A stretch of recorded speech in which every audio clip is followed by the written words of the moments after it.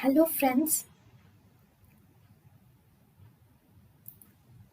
Welcome to Creative Medicine.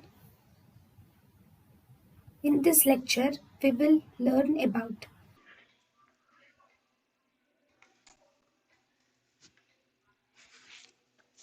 Then, pharmacokinetics of the calcium channels.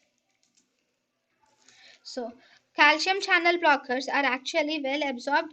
They have good first pass metabolism is high, that is, their first pass metabolism is high in the liver, and the drug verapamil is important. This verapamil has actually flow dependent elimination is present. There are some short acting um, calcium channel blockers are the short acting calcium channel blockers are of two types. One, we have nifedipine. This nifedipine acts, the half life of nifedipine is around half life of nifedipine is around 1 hour. Then we also have one more short acting calcium channel blockers, which is amlodipine.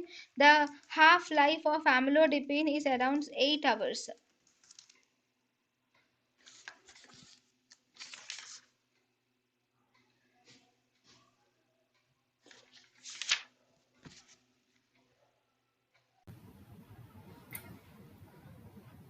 thank you and thank you for watching.